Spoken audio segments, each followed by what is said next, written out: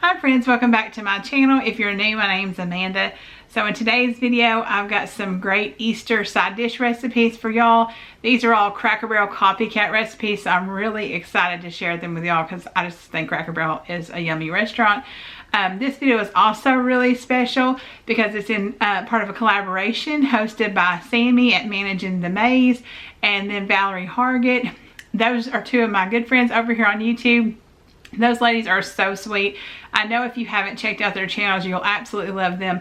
They are always cooking up something delicious. So make sure you head over to their channels and check them out. And then we also have other YouTubers joining in with us. So make sure you check out the whole playlist. There's going to be tons of Easter recipes. It's an Easter favorites collab. So I cannot wait to see what everybody made. But if you're coming over from the collab, welcome. I'm so glad to have you here. I do all kinds of food content, so if that sounds like something you might like, go ahead and click that subscribe button and join my YouTube family. I'd love to have you here. But y'all, I'm really excited about these recipes, so let's go ahead and get into the video.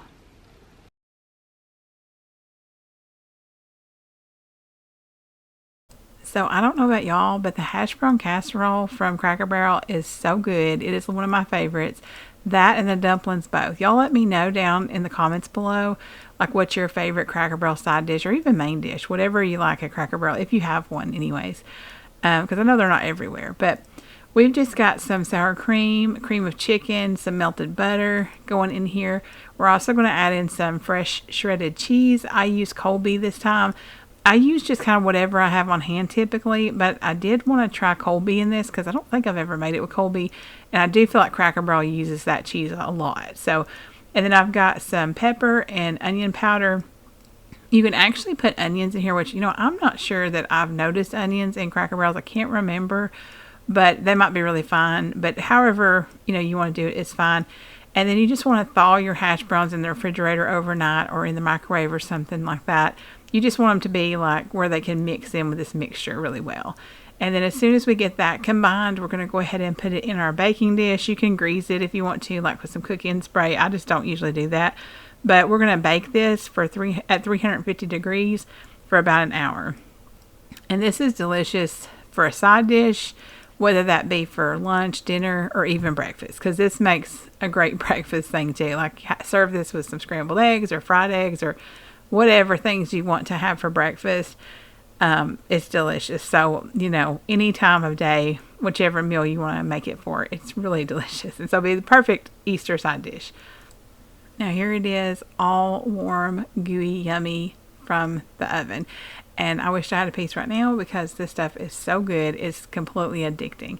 Highly recommend you make this. It, like I said, it goes well with so many things too. But I really love the Cracker Barrel, the chicken tenders. Like I do those sometimes at home, the kind of Copycat, which really all you do is like marinate them in Italian dressing and then you like, you know, cook them in a skillet or whatever. And it tastes so much like Cracker Barrel. So it's one of my favorite kind of combinations. But this is, like I said, good with so many things. So highly recommend it. And this was a brand new recipe for me because I've made Hashbrown Casserole before, but I've never made broccoli cheese casserole, and definitely not the Cracker Barrel one. I don't think I've ever had it at Cracker Barrel. I think they've discontinued it, but I've got a can of cream of chicken and some milk here. Now we're also going to add some American cheese, and I just cubed mine thinking it would melt quickly. Don't do that because this took a while to actually melt. I would highly recommend you shred the American cheese. Now, I just got deli, like from the deli American cheese, but I bet you could even use, like if you wanted to use Velveeta or something like that, and Velveeta would probably melt much faster. But this was delicious, so I'm still going to use American cheese because it was so good. I mean, that sauce, oh my word, y'all. It was absolutely amazing. I mean, it would be good on lots of things, not just this. But it actually tasted so much like the sauce for their broccoli cheddar chicken. So I bet anything you could use that as, you know, for that as well. And so I've just got some cooked rice that I'm going to spread out in my baking dish here. This is just a 9x13 baking dish. I think I put like 4 cups of rice in there. Then we're going to top it with some broccoli I thawed that was just frozen. So I just thawed it in the microwave just a little bit. A tip here is to cut this smaller. I did do some of it that way, but I just didn't get it quite small enough. It's much better if they're kind of bite-sized pieces and you don't have to go through and cut them all. And so definitely chop yours finer if you do this, because you want, good bite-sized pieces, and these were just a little too big. And we're just going to spoon that sauce over it. Now you probably could go ahead and mix the sauce with it, but I feel like it might be not enough sauce for that. So you could like double the sauce if you wanted it saucier or something, but that, like I said, that sauce was amazing. And then we're just going to top that with some Colby cheese, maybe about a cup. You could really do as much as you want here. And then also we're going to do some Ritz crackers with butter. I don't know what it is about that topping, but I swear Ritz crackers with butter is just such a good topping, I feel like, for any kind of casserole. And I feel like it was just especially perfect on this one. It was just so good, y'all.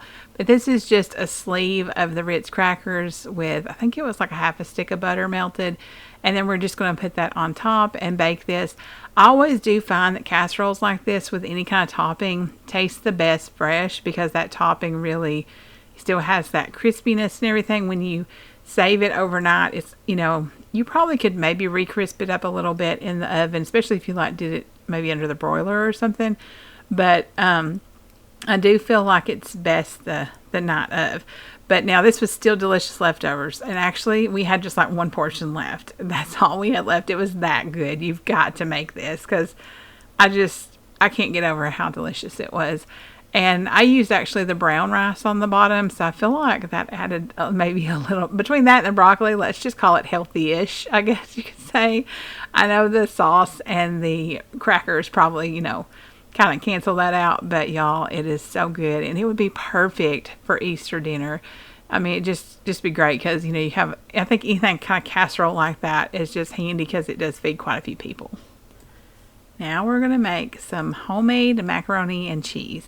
And this Cracker Barrel Copycat recipe, wow, y'all, this was amazing. I have never made this before, and this was absolutely delicious. Now in this sauce pot, we've just melted some butter, we added some flour, and then we're going to kind of slowly add our milk, and then get it to where it, hopefully doesn't have any clumps or anything like that.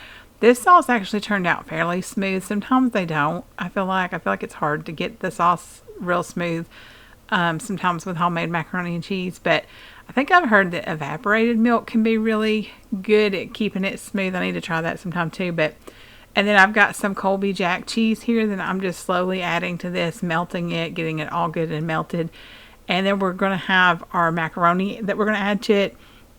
Now this recipe called for 2 cups of the large elbow macaroni, and I've never bought the large elbow macaroni that I can think of, but y'all, this made all the difference in this macaroni and cheese. I can't believe it made that much difference. I love that larger size of the macaroni, and it really, honestly, I feel like it almost reminded me of a combination of maybe Cracker Barrel and Stouffer's macaroni and cheese, because I love Stouffer's macaroni and cheese. I think it's a good one. But it was very delicious. The only thing I would do different is, instead of 2 cups of macaroni, I think I might do 2.5 to 3. It was a little saucy for me. Now you might love that, and hey, I mean, the sauce is definitely good, but I do love more noodle to sauce ratio. So I think next time I will definitely, add some extra macaroni to it. And then we're just going to top it with a little bit of shredded cheese. Now my son loves Cracker Barrel macaroni and cheese, but he's never liked the little burnt bits on top. I don't mind them, but he hasn't ever liked those. So I just let the cheese melt, and then I brought it back out. I didn't let it get all, burnt or something on, or not burnt, but browned on top. And so he absolutely loved this. We all did. It was so delicious. I'm definitely making this again, but like I said, just adding some additional macaroni, because I did feel it was a little saucy. But definitely a winner. I mean, these recipes, we didn't have very many leftovers, because it was kind of a sides thing. We didn't really fix any main dish with them, and so we really just all really enjoyed these side dishes. And another one of my favorite things is, of course, I think I mentioned earlier, I believe I did anyways, that I absolutely love Cracker Barrel's chicken and dumplings. So that's definitely a great Cracker Barrel one, but I also love their carrots. And so next up, we have Cracker Barrel carrots copycat recipe. Now I'm just going to tell you real quick, in my opinion, the key to getting the Cracker Barrel carrot taste is to use frozen baby carrots. Anytime I've ever used fresh baby carrots, it has a different flavor. I can't really explain it, but it does not taste like Cracker Barrel at all. And when I use frozen, it works out perfectly, and it really tastes like that. And they probably, honestly, you know, get them in frozen, I bet, and then they boil them and cook them and stuff. But this is so super simple. I mean, it's really fast. Well, it's not really fast. It takes about 30 or so minutes to boil them, you know, like you need to. But as far as like, it's super easy. You can't get any easier. You're just going to boil those. Y'all, I messed up here. You're supposed to still leave some of the water, half of the water in there. I accidentally poured it all out. Wasn't paying close attention. You know, those nights happen like that, and or days or whatever. And you're just going to usually boil them a little longer with the butter and sugar. And that gives you, really, I feel like that more Cracker Barrel taste. These were still absolutely delicious, but the Cracker Barrel taste does not have quite that buttery glaze on them like these ended up having. So definitely recommend this as well. But y'all, check out that playlist. I cannot wait to see what everybody's made. Thank you to Valerie and Sammy for hosting this collab. Cannot wait to see what all y'all made as well. But y'all head over and give everybody some love. I hope y'all have a blessed day, and I'll see you in the next one.